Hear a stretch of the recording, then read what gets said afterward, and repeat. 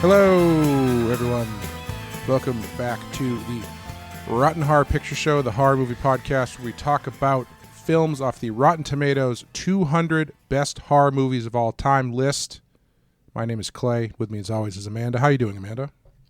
I'm doing well. I'm sitting here chomping on my cigar. I'm reading Boudoir magazine. Ooh. I'm ready for a quiet night guarding the morgue. Do you have a subscription? I wish. I hear the articles are very good in that one. Yeah, I mean, that's why I read it. Yes. Today, we are covering one of the greats. Not the movies we've done in the recent memory. Not two of the greats. Psycho, get out of here. Get out. Literally. Get out of here. Psycho, take some advice from the last one we did and get out of here. We are doing Re-Animator from 1985. I actually didn't write it down. Close enough. Yeah. Sure. 1985. Yeah. It's number 48 on our list. It has a 94% Rotten Tomatoes score with an 82% audience score. Wow. Had you seen this one before?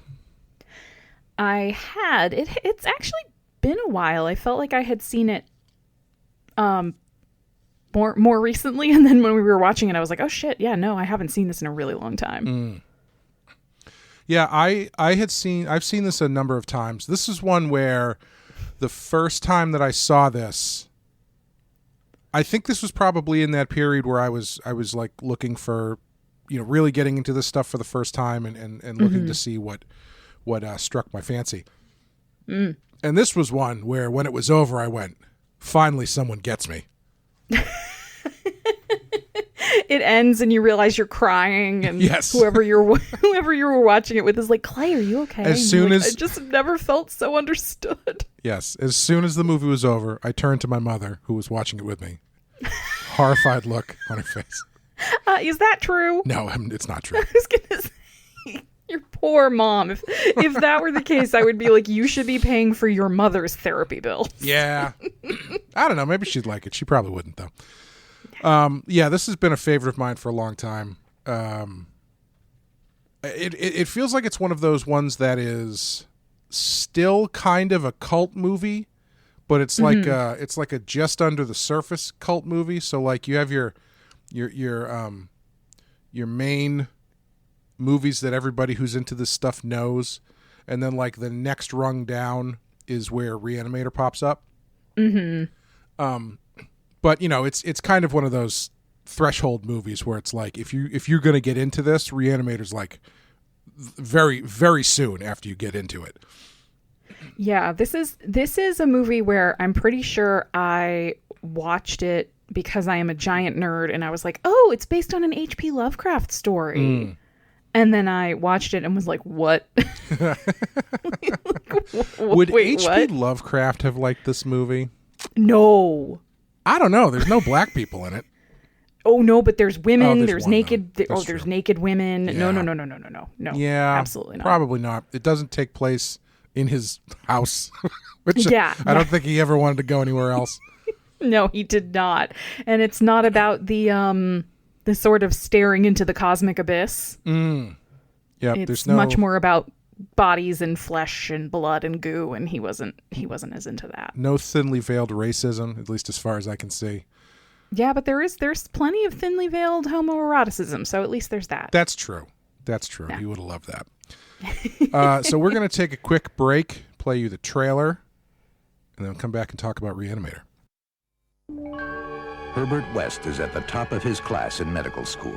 How can you teach such dribble? These people are here to learn, and you're closing their minds before they even have a chance. What are He's brilliant, but a little weird.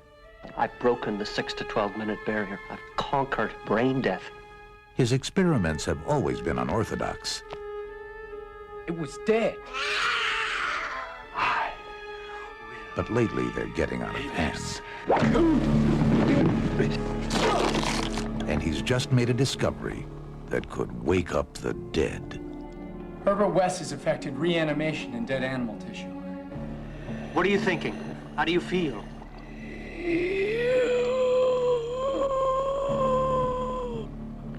You? 15 cc's of reagent being administered. Once you wake up the dead, you've got a real mess on your hands.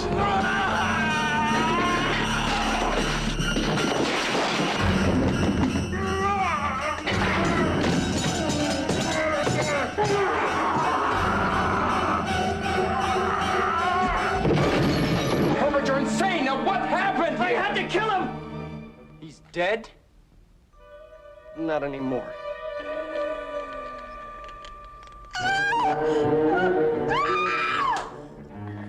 Herbert West brought a lot of dead people back to life, and not one of them showed any appreciation.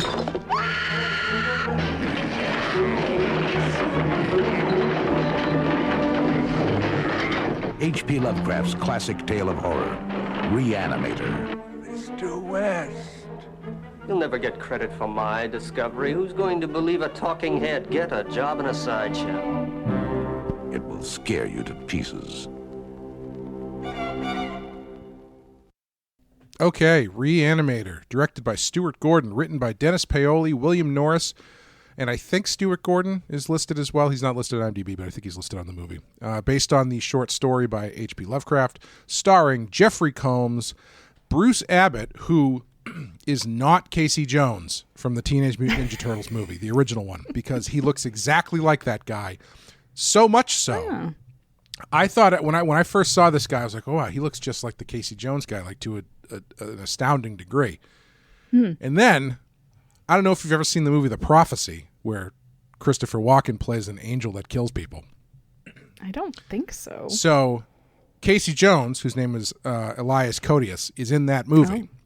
Oh. He doesn't come back for the sequel, but the character is in it for a hot second, and they hire this guy to play the character. Oh, that's funny. Yeah. Huh. Also starring David Gale, Robert Sampson, Arnold Schwarzenegger's stunt double in 14 films, Peter Kent, and every 80s horror fan's biggest crush, Barbara Crampton. Amanda, what happens in Re-Animator? At the University of Zurich, Herbert West brings his dead professor back to life. Following the horrific side effects involved in the procedure, West moves to the USA to further his studies. That's it? Yep, that's all you get. Excellent. Okay, sure. I mean... Yeah. I mean, watch the movie if you want to know more. I guess. Jeez. Yeah, all right. Well, some things you'll find in Re-Animator include Hans Gruber. Not that one. No, not the one everybody loves. The the quack scientist from Germany. That one. I wonder if they're related. Herr Dr. Gruber. Yeah, it's such a it's such a specific name that I maybe when they were one of the writers had read the book that Die Hard was based on, and I don't know if it's the same character. Anyway, it's just such a weirdly specific name to use. Yeah. But it does sound quintessentially German. It does. So. Yeah. The name is a lot more believably German than Alan Rickman is in the movie. So yes. A disconcertingly full morgue. Yeah, a lot of dead bodies in that morgue. What is happening in Arkham, Massachusetts? I don't know. In this movie? It's a teaching hospital, right? But I still feel like I don't know if teaching hospitals have access to like gunshot to the head victims and stuff. I feel like that one should go to the police. Well, and it just feels like I don't know, when they show you the hospital, it looks like it's kind of out in the burbs. It's not in like a major city. So why are all these people dying? Yeah, I don't know. Well, Arkham is a crazy place. There you go. Where books are evil. I mean, that's why I love them. Emotion conveyed via pencil. Yeah, the passive-aggressive pencil snap is yes. One of my favorites. The double. Yes. Double. He does it twice. He's got spares. Can't really do that anymore. Don't really need pencils in everyday life. I could do it. Yeah, and if you were snapping your like stylus that goes with your tablet, that would be a lot more of a self-own. Yes. Yes. You'll also find the literal embodiment of Schrodinger's cat. Yes, the cat that is both dead and alive, and then dead and alive again. Yes. And then thrown at a high velocity at the wall.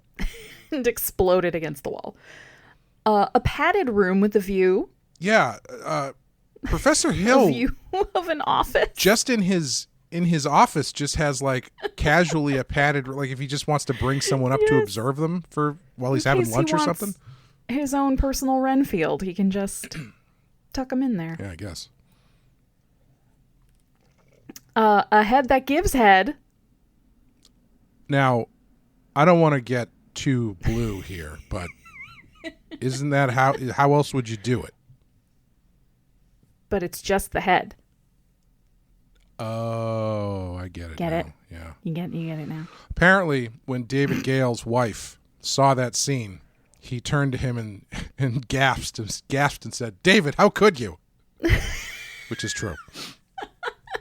That's Poor woman. That's one of those scenes. I'm sure we'll get into it a little bit more, but it's, yeah. Like, it's just, this movie's great. Anyway, continue. 24 gallons of fake blood. Yes, the person who was the special effects guy said the most he had ever used on a movie before this was maybe 2 gallons of blood. Oh, wow. And so this was quite a step up. Cyberdyne headquarters. Yeah, the exterior for Miskatonic University is the same building that they used for Cyberdyne headquarters in Terminator 2. Which is weird because this is one of these buildings where I know it immediately when I see it because of Re-Animator, but I've never noticed it in Terminator. Huh. And last but not least, blatant Psycho ripoff music. Yeah, like it's not even... It's like, as I said at the end of last episode, it is the Ice Ice Baby to Psycho's Under Pressure. So, do we know anything about why?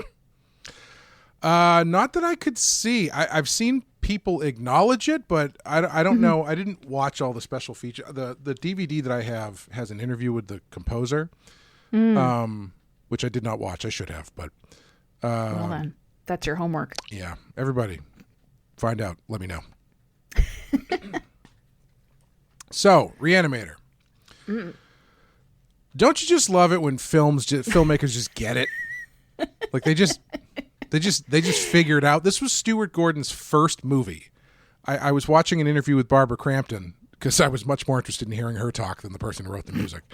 And she was saying that this was his first movie to the extent that he didn't even totally understand how movie making worked. Like as far as like camera setups and all that kind of stuff. But he was a big theater guy. Like he did a lot of theater directing in, I want to say Chicago. I can't remember if that's true, but somewhere in there.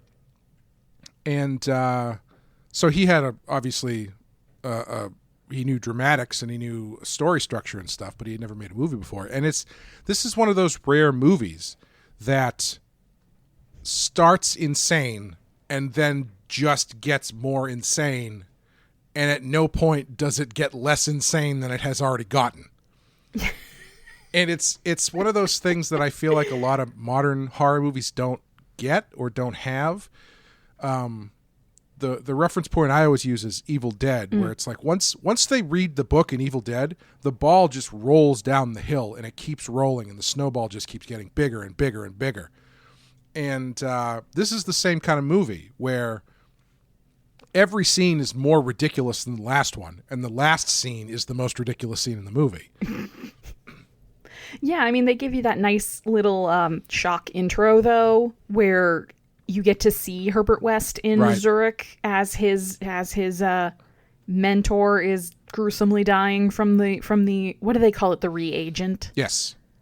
And that sort of sets the tone, and then it does dial it back for a little while from there. It does, yes. Like it pulls it back. It's sort of like, okay, it gives you the sort of jumping off point of like, this is what you're getting into. You should shut this off now if this isn't your thing. Right. And then it does give you a pause of like, wait a minute. All right, where are we? Who is this? What's going on?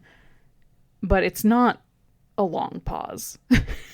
No. Like we get like morgue scenes and reanimated cats and all sorts of shenanigans pretty fucking quickly. Pretty quickly, yeah.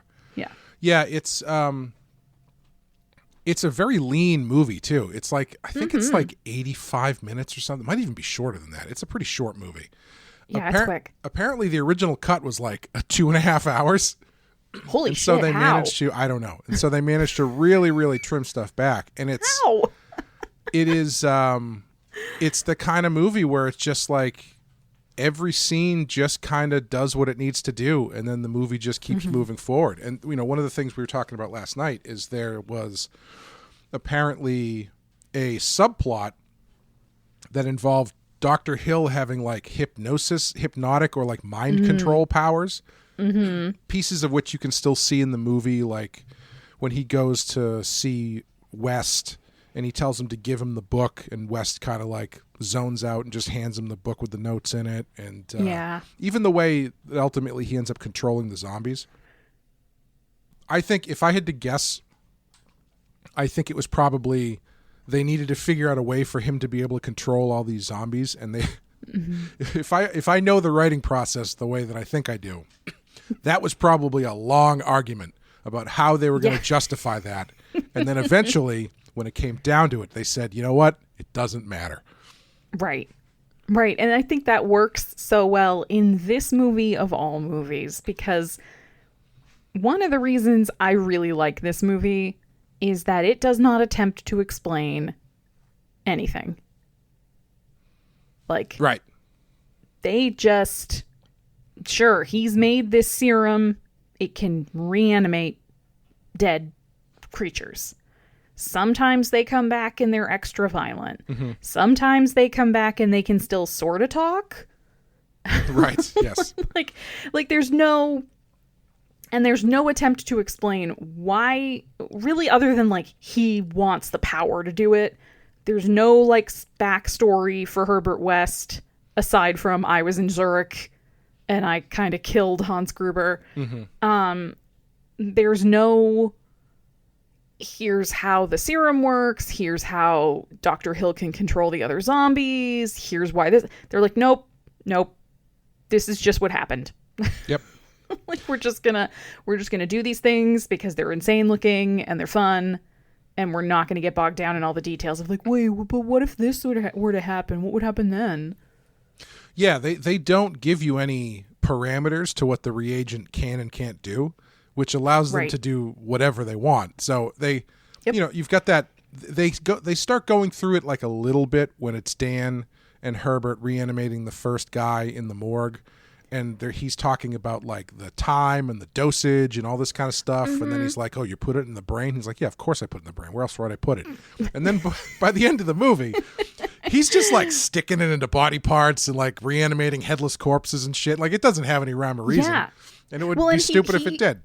He reanimates Dr. Hill's head, and then his body comes back too, even though they are separate pieces now. Well, he does juice the body up. He does. Oh, okay. Yeah, because I was thinking, as that scene was happening, I was thinking about that. I was like, wait, how does the body come back?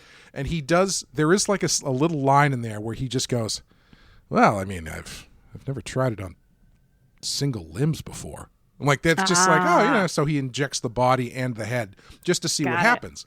And that's one of the things that I really love about this movie is for a movie that is so quick and so lean, I think the characters are actually really, really well drawn.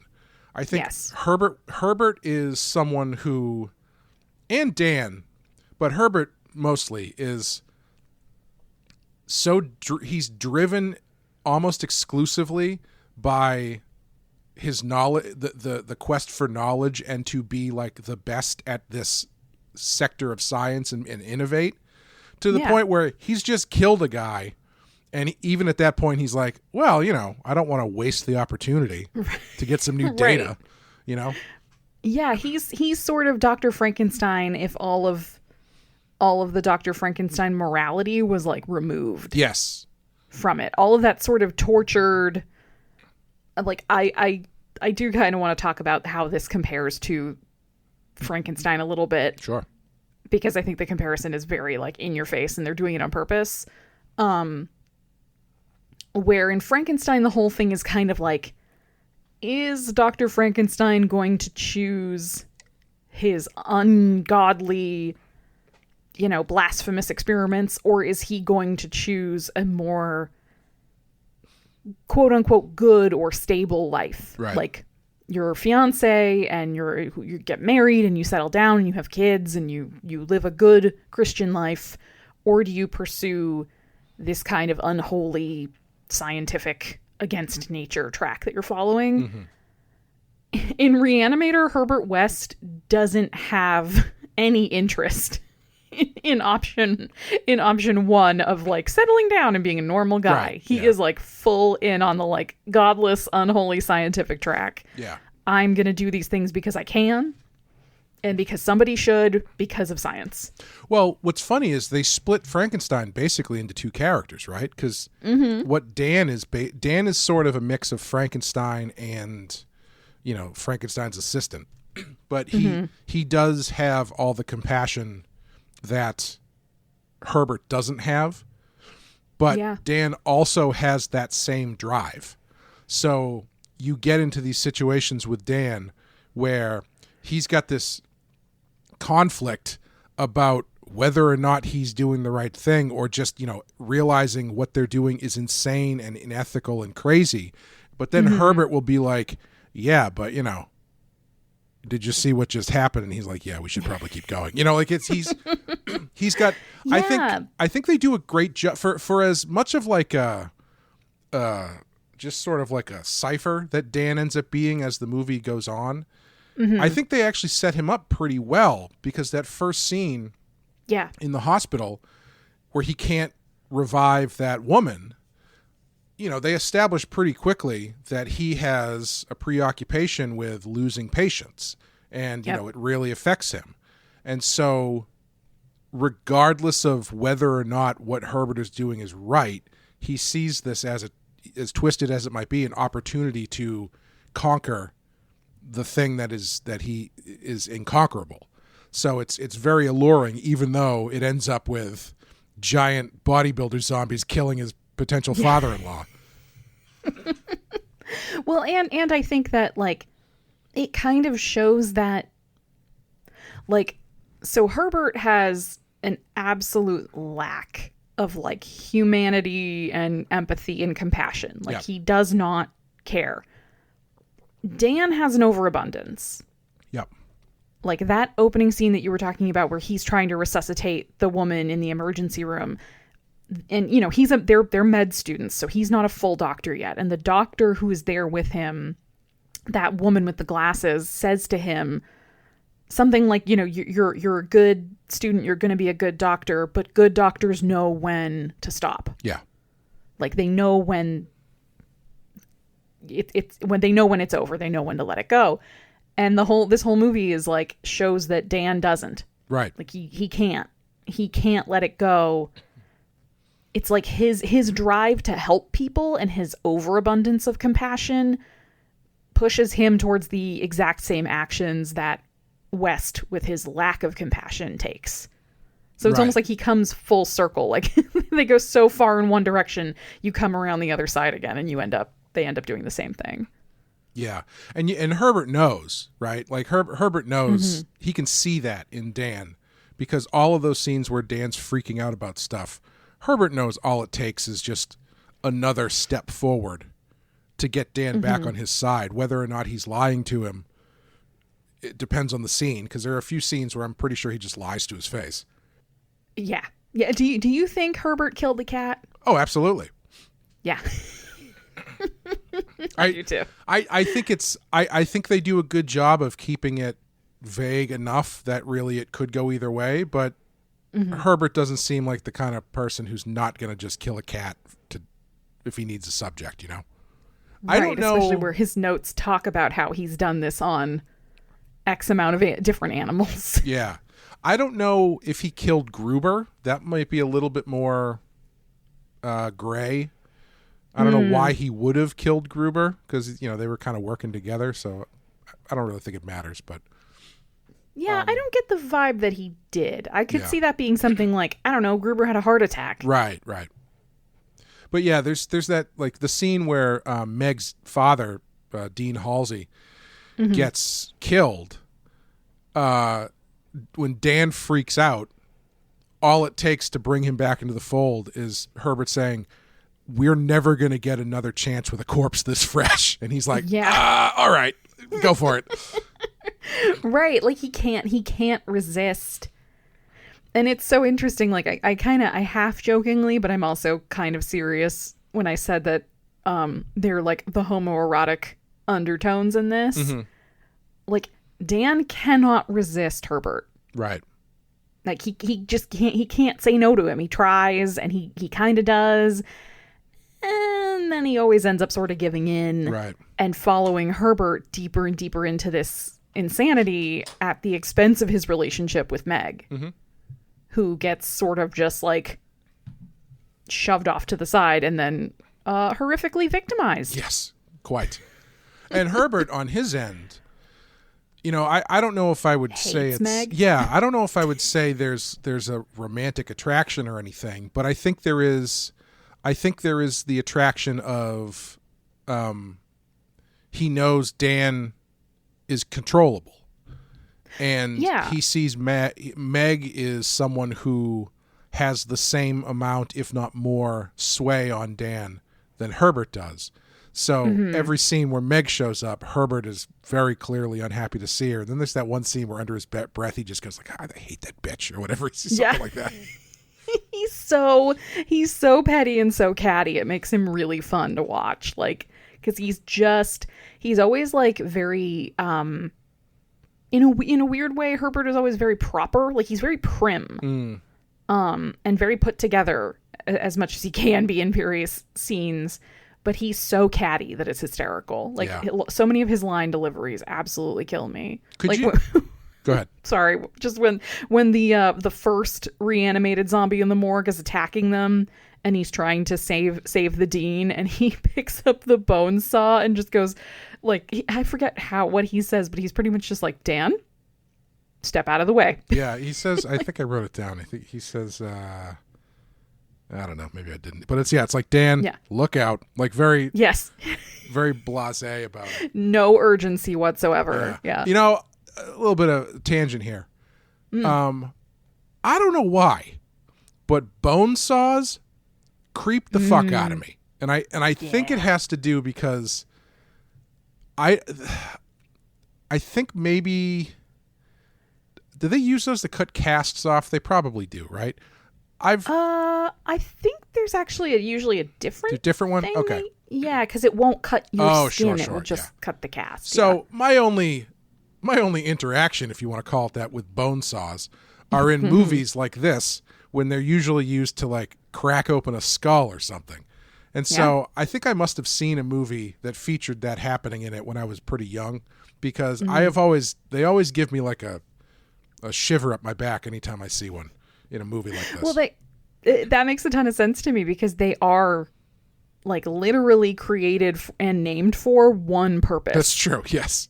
Like it's not the same as people who are like, I don't know, like chainsaws are scary. It's like, yeah, but also like landscapers use chainsaws to fell trees, and you know, like chainsaws are also just a tool that you see around sometimes. A bone saw.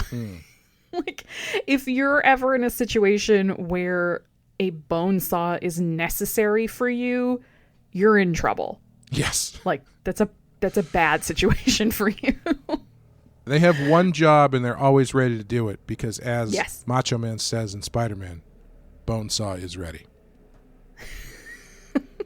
But yeah, it reminds me of, there's a great episode of, at least it was great in my memory, of Tales from the Crypt, where it's Bo Bridges, and I can't remember who the other guy is, play two brothers who are doctors, and there's a little bit of a Re-Animator vibe where Bo Bridges is doing research into death and like when the body loses consciousness completely and all this kind of stuff.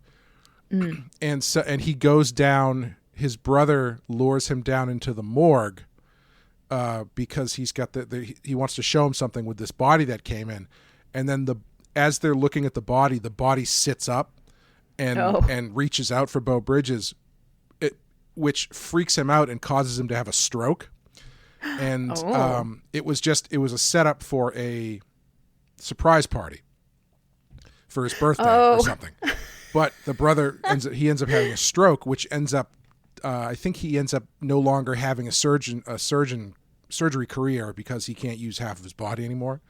Oh my God. And so he ends up playing a similar joke on his brother that's a lot more intense, where he poisons him and makes him think that he is dead, so he's like paralyzed, and then puts him through the entire experience of having what he thinks is the experience of having an autopsy done on him while he's still conscious inside his own body.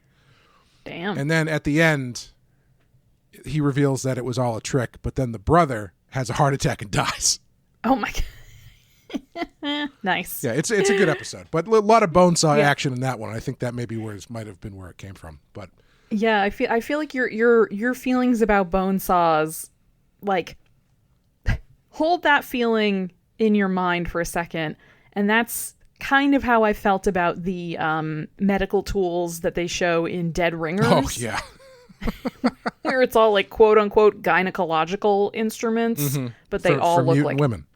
Yes, exactly. Like those give me a similar feeling where I'm just like, fuck no. Nope. That's fair. Yeah. But to get back to the characters, can you imagine anybody else playing the role of Herbert West? I don't know. Like no. Jeffrey Combs is just such a specific looking person with such a specific acting style that creates this character that is just you could never, I don't think you could ever remake this, because anybody trying to do Herbert West is just going to be a massive step down. He's just so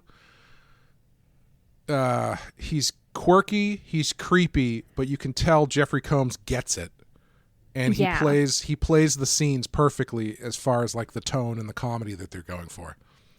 Well, and there's something like he's not the protagonist, but there's something about him that makes you as the viewer enjoy him. Yeah. Like, even when he's being an irrationally, unreasonably bad person and doing horrible things, the comedy, his comedic timing and his delivery of so much is so spot on that you just, like, watching him is such a pleasure. I think that in a different, in less skillful hands, this character could slide very quickly into, like, smarmy or slimy or kind of grating. Yeah. And he manages not to do that, which I think is really impressive. Yeah, and when he delivers his ridiculous lines, he does it so dryly as well. Like, he's so he's got a self-satisfaction about what he's saying that is different than like the intention of the line, which makes it that much better. Like at the end when he says to Hill, "Who's going to believe a talking head? Get a job in a sideshow," or something like that. Yeah. It's like he puts so much stank on it in a way that he's just so self-satisfied with the barb that he's thrown at this guy. So bitchy. I love it. Oh God. Yeah. And just touching back on his sort of rivalry with Meg a little bit. I don't think I'm going to say he's jealous of Meg, but not because I think he is attracted to Dan. Right. It's more like, no, this one's mine. Like right. Yeah, exactly. Yeah, it's like he understands my work. He wants to help me with my work. He's going to help me with my work. I need him more than you do. You know. Right. You're beneath us. Get out of here. We don't need you.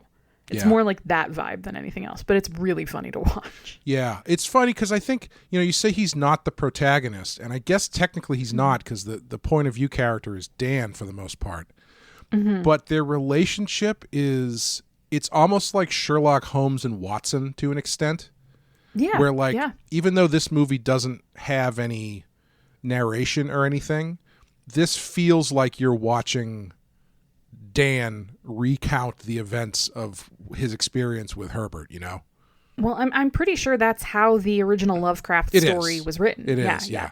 Which is nice that they've managed to what's the word I'm looking for? Retain that element without resorting to voiceovers. When I first met Herbert West, I had just finished having sex with my girlfriend. Yeah. Go ahead. No, just I like that too, that it kind of retains that you're kind of stepped back one level somehow, even from Dan.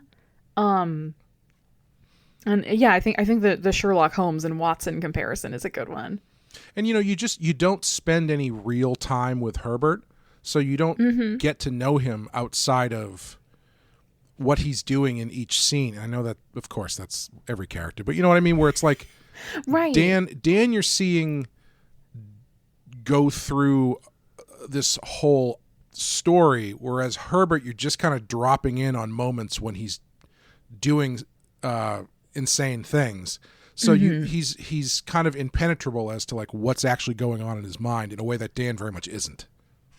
Right, and I think that works really well in the movie. And like we were kind of saying, this movie is really good at having clearly defined characters. Like, you get the kind of person that Dan is very quickly. You get the kind of person that Herbert is very quickly. You get how Meg is very quickly. Like, everybody, like they should seem one-dimensional, and in some ways they do, but it's like the only dimension they need for the story to work. Yeah. I don't know. It's just clear, it's clear motivation. Where, we talk about this when we talk about Star Trek a lot. The problem with a lot of the later Star Trek shows that TNG had or did really well is any situation in TNG, the characters were well drawn enough that you knew kind of where they were going to come in dramatically for each conflict. So you knew that Worf and Riker were not going to see eye to eye based on this because you know what their personalities are.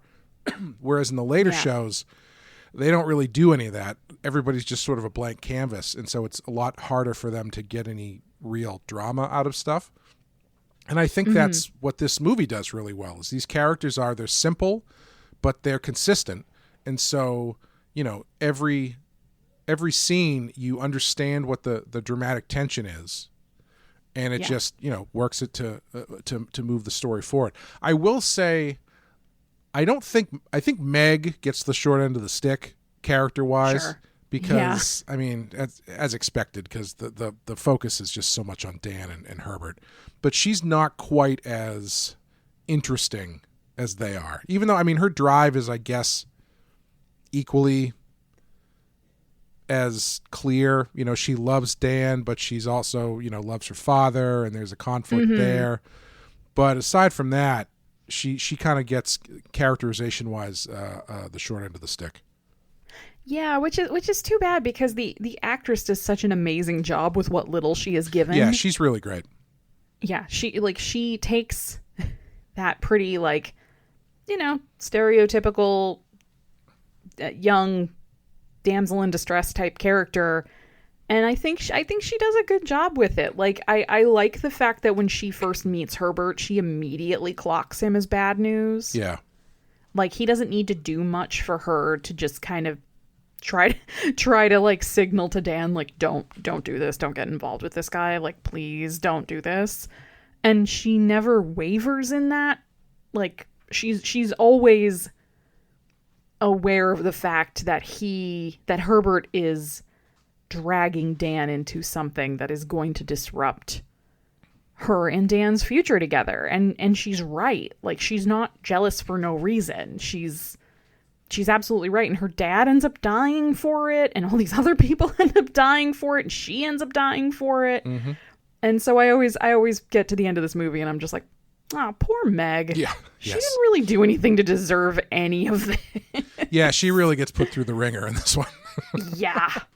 Yeah, absolutely. I think what helps, though, is as I don't want to say shallow is not the right word, but like you're saying, she's a little bit more one-dimensional. But I think what works to buffer that is that Barbara Crampton is just so authentic. Like, she just plays it really well and comes off as the good-hearted person that you need her to be. That makes it work in a way that I think if you had a lesser actress in the role, I think it would have been pretty rough. Yeah, I agree. But I also think that, like, this movie does toe the line of not making her just the bitchy or just the nagging girlfriend. Right, yeah.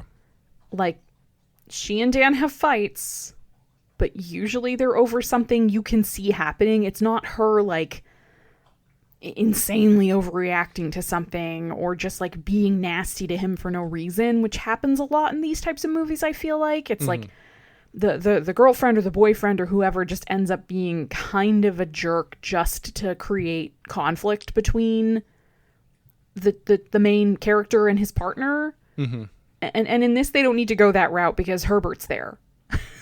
Right. Like he is bitchy and dangerous enough that she can kind of be good-hearted. And I think then having her be the daughter of the dean and having the dean die means, like, you kind of understand why she's still in this movie.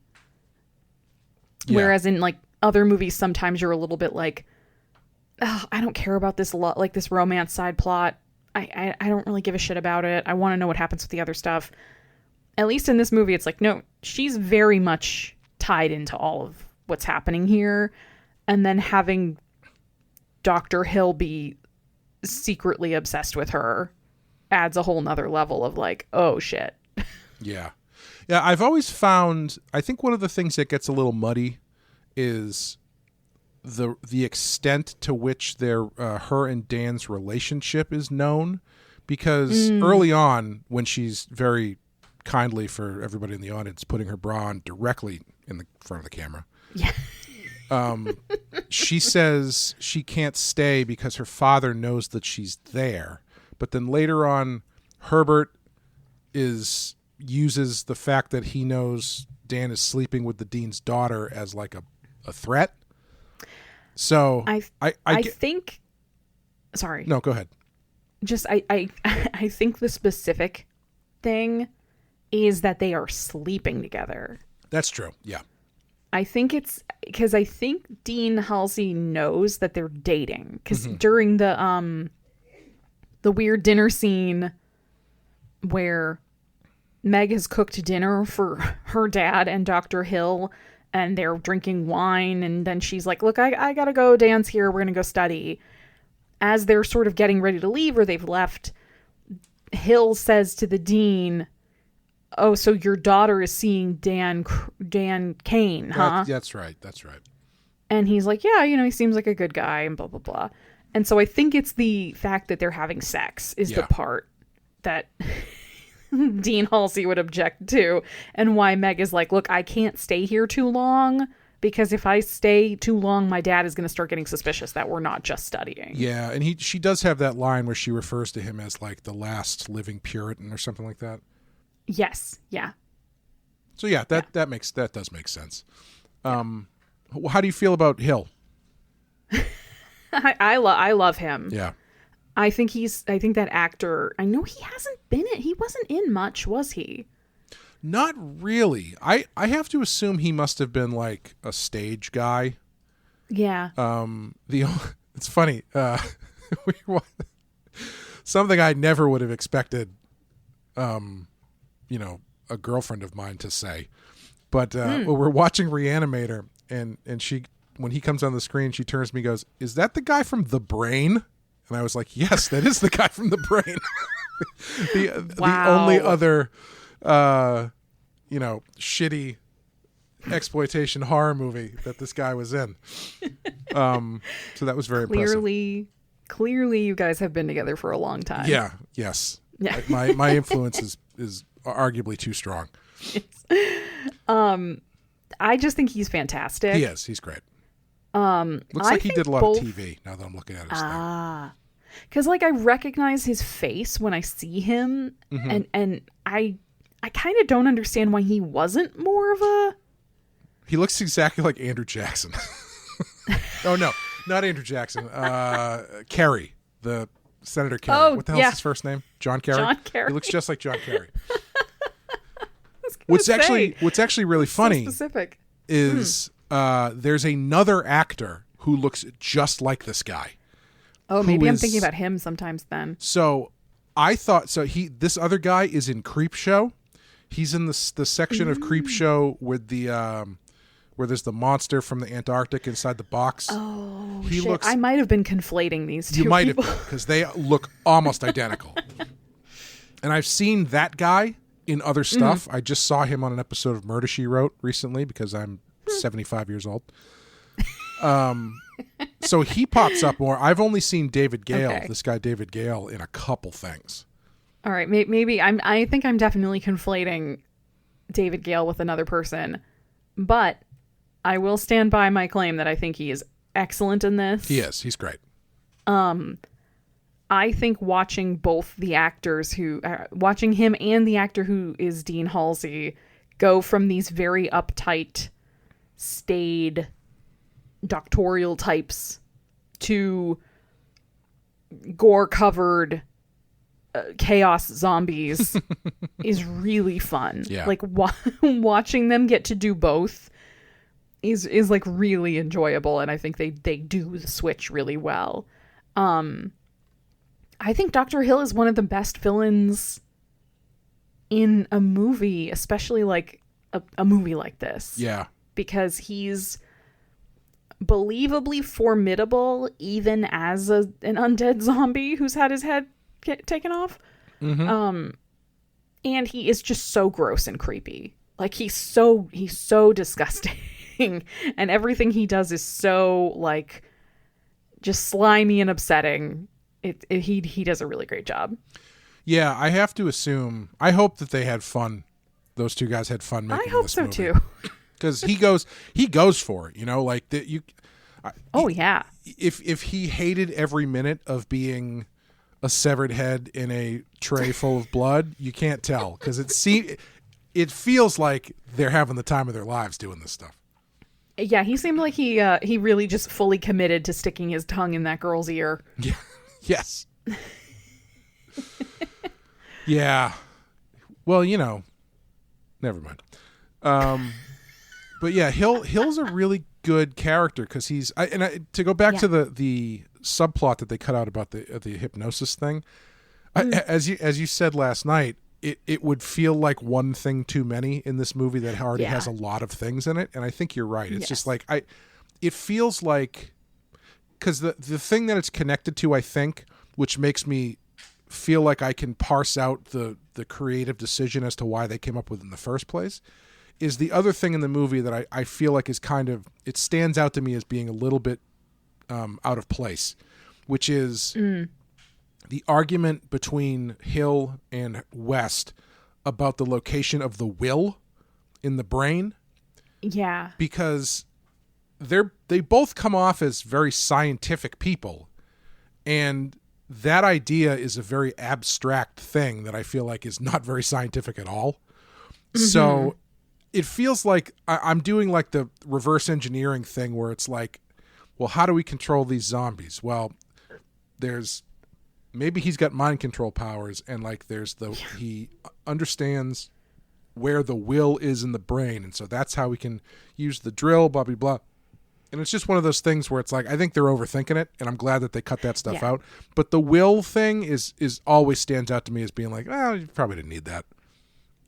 Yeah, and I am really glad they sort of just were like, you know what? Let's not worry about explaining. Like, we don't worry about explaining all this other stuff. Why are we worried so much about explaining this? Right. Yeah. Because I do think that in a movie like this, where the central conceit of West has created this reagent that is reanimating the dead, that is already so out there, and like, you need some suspension of disbelief to get into this, and it's gonna cause so many crazy shenanigans that introducing something else like telekinesis or telepathy or mind control or whatever, it's like at that point you might as well just have like Dracula and the Wolfman walk into the morgue too. I've heard someone say in the past that when it comes to stories like this, like sci-fi and horror stories, these high concept things, you get one thing that can be insane, and people will be with you 100%. Yeah. If you have two things, then you lose them almost immediately. So like in RoboCop, the idea that they can turn a human into an unstoppable killing machine, robotic cyborg cop, on board 100%. But if like there were also werewolves in that movie, it would not work. Yeah. Yeah, it's sort of still why. Watch it. Yes. But it's kind of, I think, why a lot of the like Dracula, versus Frankenstein and Frankenstein meets the Wolfman, those movies are so great and I love them, but you start to trespass into this territory of, if all of these things are happening in the same world, what are the chances that nobody knows about it until right now? And that these things have never crossed paths before, and that there's only these two things. Right. Like you kind of have to start from the baseline assumption of this movie occurs in a reality that very closely resembles ours, and then this crazy thing is introduced. Because otherwise it just starts to feel silly. Yeah. Well, that's an interesting example to use though, because I would argue it doesn't violate that rule, because the larger idea is that it is a world in which monsters exist. And so they can coexist with each other and it doesn't feel weird. But if it was like the universal monsters and then aliens showed up, then it would be like, I don't really think this works. Right.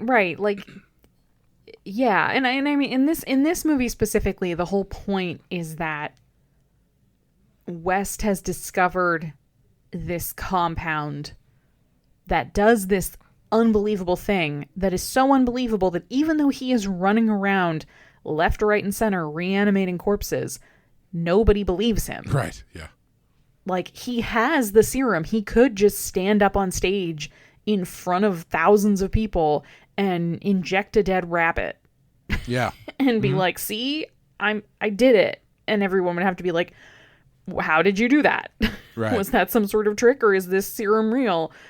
And it's kind of like the point is that no one believes him. And so he's gathering all this data because he wants to unveil it in its perfect form. Right. And all of that. If you also had people who had telepathic powers. Yes. This would start to get a little like, well, can't they just read your mind? Yeah. And then they know how to do it too. That's an interesting narrative cone of vision thing too, because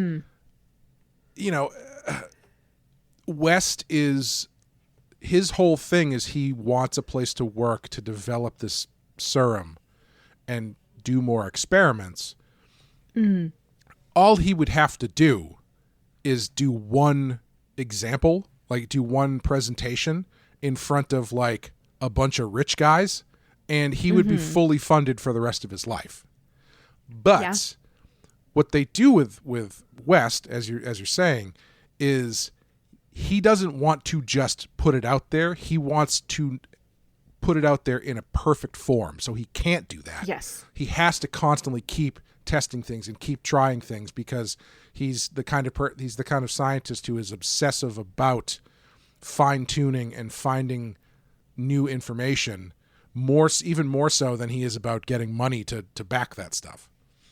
Right, because I mean, it's funny because in this movie he treats Dr. Hill as so much lesser than himself and then Hans Gruber, because he says your research built off Dr. Gruber's so much so that it might as well be plagiarism. Yeah, it is, I think does he say it is considered plagiarism in Europe is what he says? I think that's what he says. Yeah. But the interesting thing is in scientific communities, that is extremely common. Oh, really? Is like, well, like, someone figures out that this chemical compound has these properties that other people that we didn't know. And then different groups and different scientists say, oh, hey, wait a minute.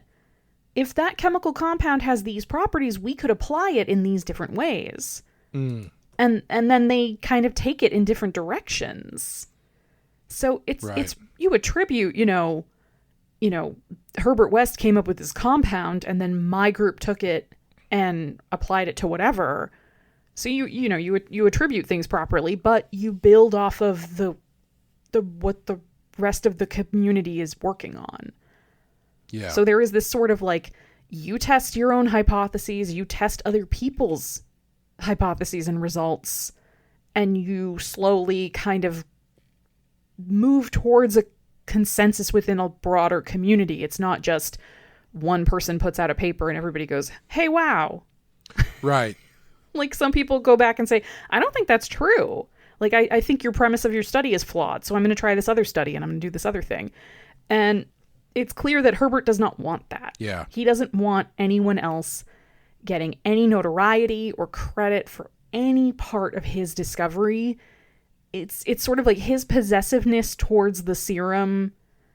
Like, you can see he's just a very jealous and possessive person. He's like that with the reagent. He's like that with Dan.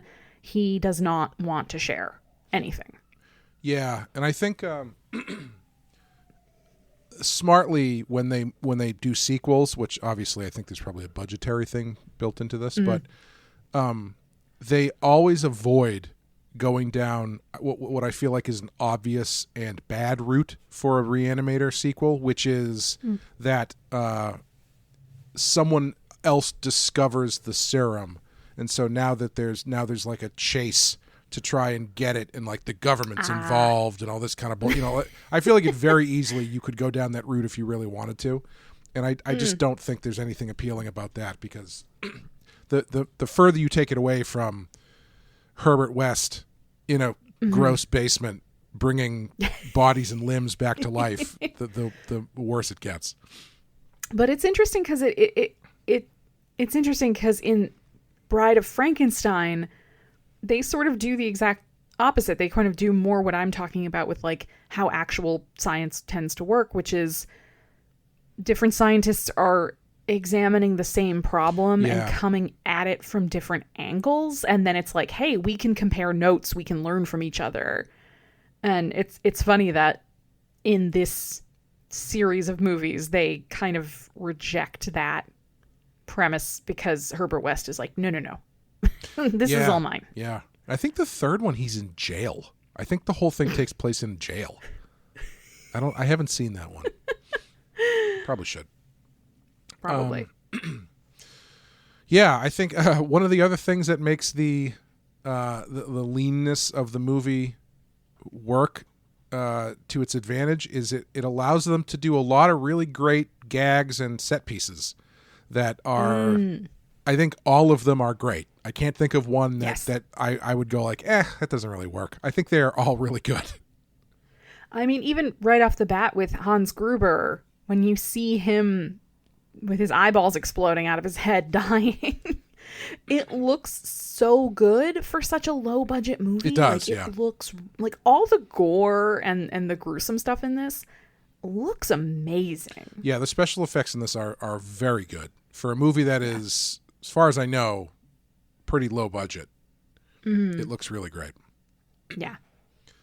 And the brutality is pretty intense in this one too. Like, I was writing down how Dean Halsey dies, and it's like he's crushed by the giant morgue door. Yes.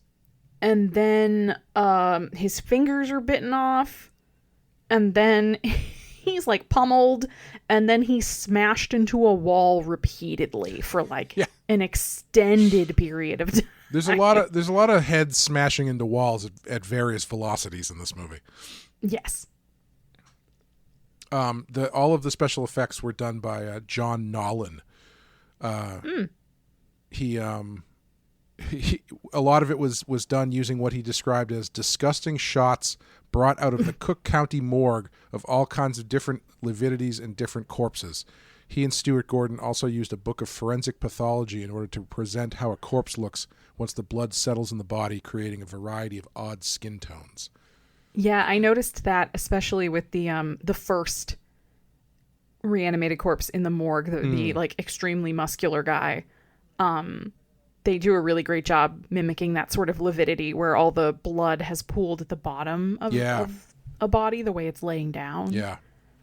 It's a kind of detail I feel like you don't really usually get in these kind of things. It's usually like, I don't know, make them purple. Right. Like, just make him kind of all, like, very white, like, very pale. Yeah. Because that's what death looks like. It's just you're like, chalk white and with blue lips. And it's or, like, no. And I still, as much as I love this movie, it's still a baffling choice to me. Why in Dawn of the Dead all the zombies are, like, sky blue. Yeah. Or, like, green. I have no idea. I don't know. Cannot help you. Do you have a favorite sequence? That's a really hard question. Yeah. I love the cat sequence. The cat sequence is really good. Yeah. I didn't mean to jump in on you there, but go ahead. No, I don't blame you. I think I kind of love the sequence where the headless body of Dr. Hill is kind of maneuvering around doing stuff while the head of Dr. Hill just sits in the tray. Sort of like rolling his eyes at his own fumbling body. And then, like, I also love the sequence where he has built sort of like a paper mache head over the anatomical head. Yes. And he's put it on the body and he's carrying his own head in the medical bag into the morgue, and he's like trying to be stealthy, sneaking by the security guard with this like really ludicrous looking fake head on. I think. And then he gets to the door and the guard goes, "Is that you, Dr. Hill?" And you hear from inside the bag, "Of course it is." I think that was the scene that got me the first time I watched this, where I was like, oh, yeah, this is the best movie I've ever seen in my life. Yeah. This, like, they just get it here. It's so funny. It's like as gross and grotesque, and in the case of the sexual assault against Meg, kind of genuinely upsetting as this movie can be. It's still so funny. Yeah, I mean, when they do the stuff with Meg, it's like it's obviously horrible, but it's so absurd. It is so absurd. Yeah. The like shot of her tied to the table and the headless corpse is holding the head right by her crotch. Yeah. And then Herbert West comes in and makes the crack about who's going to listen to a talking head, like, or something. Like, it's just so, like, I don't know what kind of person thinks up these things. Yeah, I would love to know where in the writing process that scene with Meg showed up, because like that almost feels like one of those things you come up with like on the set or something. You know, it's like, we gotta figure. God, I hope not. I hope for that actress's sake they had like forewarned her. I think she was prepared and she had opted into this with some knowledge of what she was getting into. Yeah, she did. She said she knew what she was getting into. Apparently there was another girl who was cast as Meg, and then that girl's mother read the script and said, "You are not allowed to make this movie." So, what are you gonna do? Yep. Interesting. I understand that. Interesting thing I learned about Barbara Crampton is she actually grew up in the carnival. Her family used to travel around with the carnival, and her dad ran a carnival game in a traveling carnival. And so I think she said in the fall time, she and her other siblings and her mom would stay in one place where she would go to school, but then in the summer they would join their father and travel around the country in the carnival. Wow. Which is sounds kind of amazing. Yeah, it's quite a way to grow up. Yeah. Yeah, but we get into that final sequence where all hell breaks loose. Literally, that's scene, that jump scare when all the bodies sit up, definitely got me the first time. That was, as soon as it happened, I like jumped, and then I was like, oh, this movie's the best. It's so good. Yeah. It's just like one of those. If you don't like pop-up faces, how do you feel about a room full of pop-up corpses? It's just one of those bits where it's like, as soon as it happens, you go, of course that's what this was driving to. There's nothing else they could have done at the end of this movie. Yeah, how do you match the level of what has come before? You got to go big or go home. Yeah. And I love, too, in the fight, Herbert's plan, the overdose plan, like after he does that, he is still so tied to understanding and gaining more knowledge about this stuff that he doesn't leave. Like he has to see what happens. And that ends up meaning Hill's body explodes and wraps intestines around his face and pulls him into the depths of hell or something. I don't know. Yeah.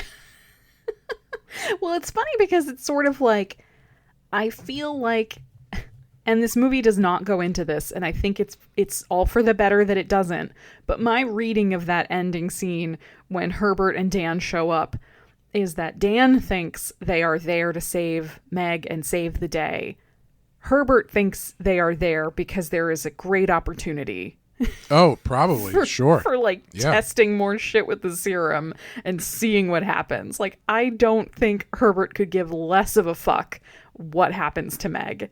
I genuinely think he doesn't care, and he's just purely looking at this as like, Dr. Hill is doing things that I never expected to happen from a subject of my serum. So now I'm going to go, scientific method him even more. Well, also, I think the reason Herbert goes is because he wants to get all his notes back. Because the scene where Dean Halsey kidnaps Meg and knocks out Dan, when Herbert shows up, that's when he lies to him, I think. Because he says, I can't remember exactly what he lies to him about, but there's something about the motivation about what's going on that Herbert basically uses to his advantage so he and Dan can go to ostensibly save Meg, but Herbert's going to get all of his notes back because that's the thing he cares about at the end, is he throws his notes to Dan because he knows Dan will take them. I think you're totally right, because it's the scene where once they're kind of reunited after the notes have been stolen and Meg has been stolen and they're talking, Dan says Hill has taken Meg. I think he has some sort of crazy fixation. We got to go save her.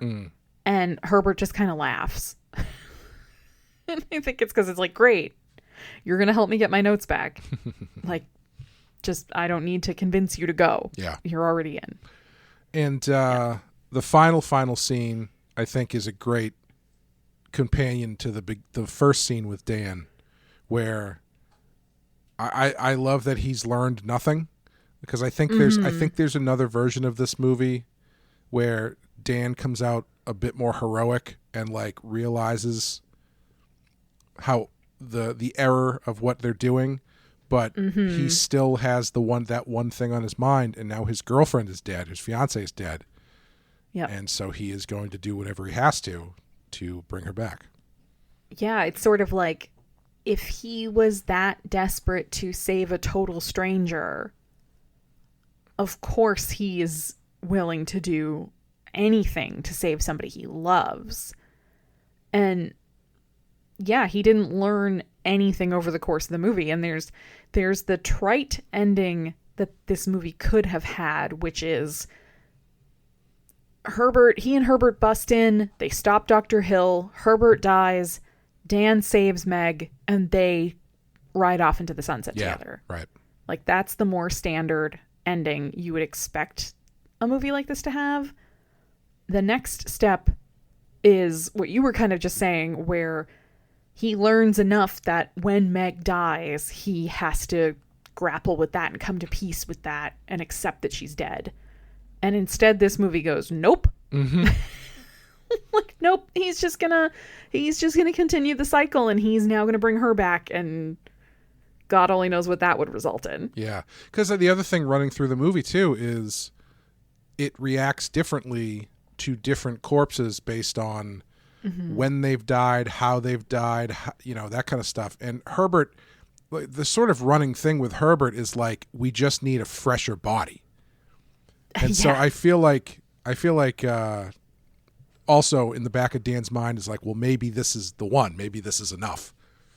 Well, yeah, and so the two fresh bodies we've seen are Dean Halsey and Dr. Hill. Yeah. All things considered, I would call Dr. Hill a success. I mean, kind of. More so than Halsey. Well, Halsey still, like, Halsey, I think, is actually a really interesting case because before he is lobotomized with the like laser drill or whatever they call it,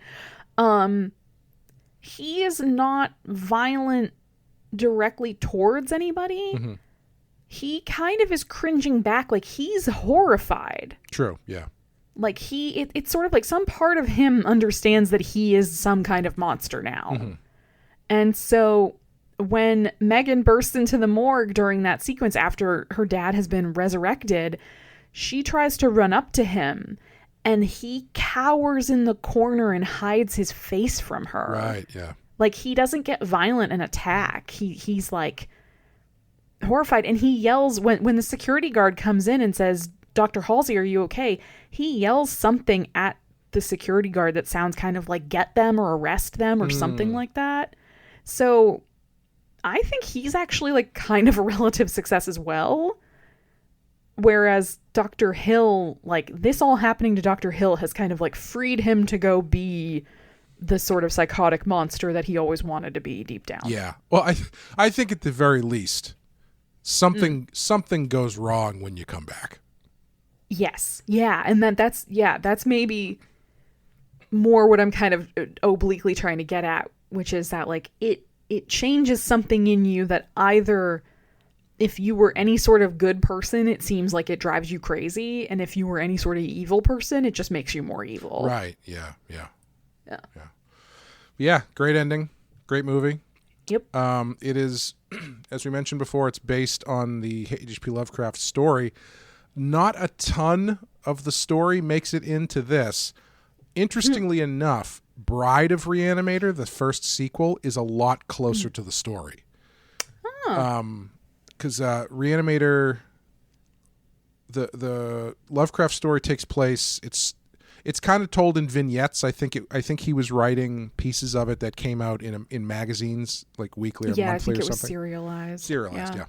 And so you get a section where West and who ostensibly is Dan are in World War I as medics, I think, because West sees it as an opportunity for a lot of free bodies, which in Bride of Re-Animator, the movie starts with them in the middle of like a civil war in Nicaragua or something like that. So they do that there. Oh God. There's a lot of the stuff that happens in the Lovecraft story happens in Bride of Re-Animator. Bride of Re-Animator, not a great movie. It's Stuart Gordon didn't direct it. It was directed by Brian Yuzna, who directed Society, which is one of my favorites. But it has a lot more Society energy than it does Re-Animator energy. Got it. And the story just like isn't as tight as this. However, much like Society, the special effects are worth the price of admission.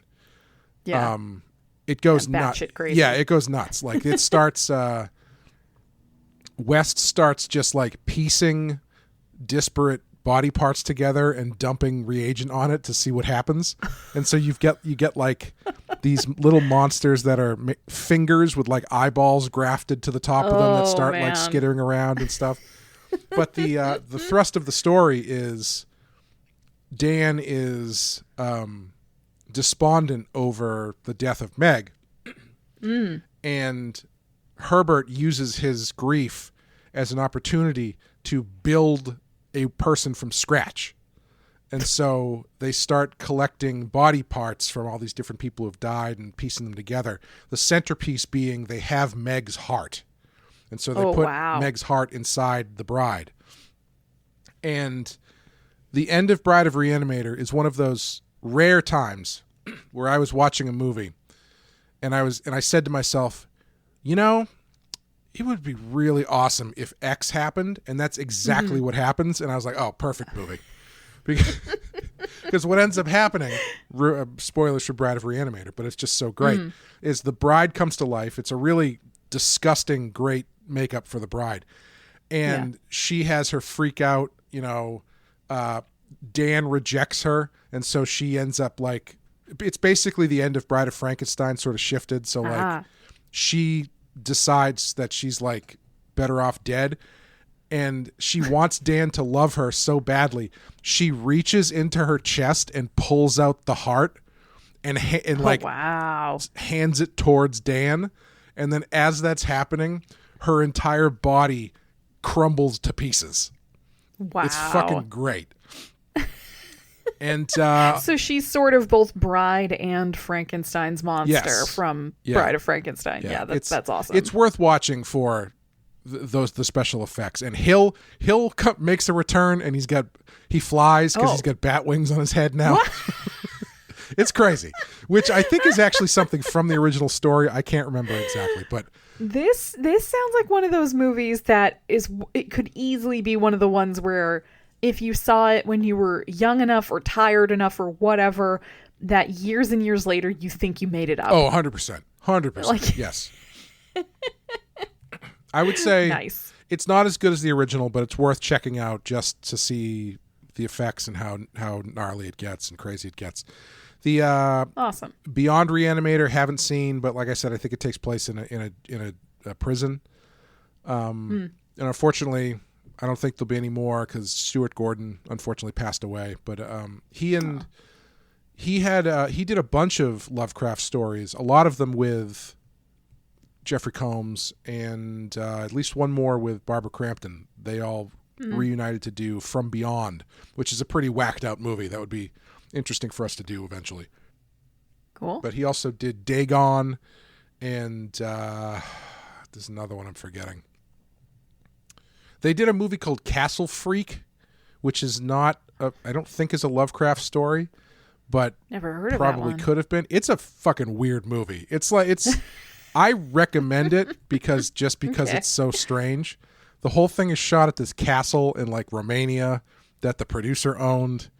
And it's like Barbara Crampton and Jeffrey Combs play a married couple who have this like teenage daughter who's kind of like disaffected and all this kind of stuff. And they move into this castle, which one of them inherited or something. And there's this like horrible mutant monster who's been chained in the dungeon of the castle forever. And it's just it's a wild movie. It's pretty crazy. Sounds fun. But yeah, I don't know if there's much left to say on Re-Animator. Is there anything else you wanted to touch on before we wrap it up? I think that was it for me. How do you feel about the placement on the list? It's number 48, I think I said. Honestly, I'm kind of surprised at it. Yeah. Like, I'm surprised it cracked the top 50. A rare good move from this list. Yeah. Yeah, just because, I know everybody knows this by now. I tend to look at this list as like a combination of quality of the movie and the sort of legacy of the movie. Yeah. Like, how much of an impact has it had? How much longevity does it have? And also, how good is it? Yeah. And like, this movie is a great movie in the sort of horror subgenre that it is in. But like you were saying, it is a little more obscure. Yeah. Like, it's a little lesser, not lesser known, but just you have to have dived a little deeper to get to this one. And so I'm not mad that it's number 48, but I am surprised. Yeah, I like the play. I would probably kick it in, maybe drop it a hair into like the early 50s. Yeah. But yeah, I'm surprised that they put this movie so high on the list, given the more classic movies that are more traditionally highly regarded that are behind it lower on the list. So yeah, exactly. Doesn't forgive you for the placement of The Exorcist and The Shining, though, list. So yeah, not getting off that easy. Yeah. See, it's again, I always think of these things kind of in comparison to one another as well. And when you think of the placement of movies like that, and then you compare it to this one, it's kind of like, wait, what? Yeah. Okay. Yeah. Strange. Here we are. But I think that's going to do it for Re-Animator. Next up, so we're doing something a little bit different because Amanda is traveling the world for a little bit.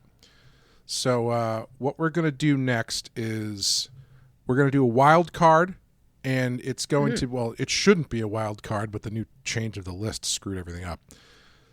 So we're going to be joined by Wes, or I am going to be joined by Wes because Amanda will be yes below the equator. I will be somewhere in some sort of jungle working on my reagent. Yes, I hope so. But Wes and I will be doing... So the next few episodes are going to be Wes and I doing Nightmare on Elm Street 3, The Dream Warriors, which I'm very excited to finally do. I'm bummed that you won't be here to do it, though. I feel like I should just watch it and send you my notes. Please do. I'd be happy to... A voice memo or something. Yeah, please do. I'd be happy to plug it into the show. Cool. That'll be a good movie to watch in the middle of your vacation. And then after that... Greg will love it. Yeah, I bet he will like that one. He might actually, yeah. And then after Nightmare 3, my cousin who runs a used car dealership. No, my cousin who runs a website and podcast. You're really pivoting the podcast while I'm gone, huh? Listen, I want to talk about the 1987 Ford Taurus, and he's the only person that I know. No, he runs a website and a podcast called Shadows of Noir, which is all about film noir. And so he's going to be joining me to do Night of the Hunter, which is on our list. It's number 36. And then after that, Wes is going to be back for one more for a episode we haven't, a movie we haven't chosen yet. And then once Amanda is back, yes, we will be hitting our 100th episode. Woo! Now, I was trying to figure out what to do for episode number 100, and I think I have an idea. It's going to be, we're going to be covering something, but we're also going to do a question and answer thing. So if anybody out there has questions or answers, send them our way. We'll figure out how to do that in the coming weeks. But thank you guys for listening. And if you want to follow us along as we do Halloween this year on Patreon, head over to patreon.com/thepenskyfile. Amanda will be, we're not missing any of those with Amanda, so she'll be on all of them. So no. Don't worry, I would never. Don't worry, all you manned heads out there. She's still covering Halloween. I could never let someone else have the pleasure and the honor of covering any of the Halloween movies. It actually would have been really funny and fitting, though, for you to have done Halloween and Halloween 2 and then not be in Halloween 3. Just pieced out for a couple, yeah. But thank you guys for listening. Thanks for supporting the show. Thank you, Amanda. Thank you, Clay. And we'll see you next time. Bye, everyone.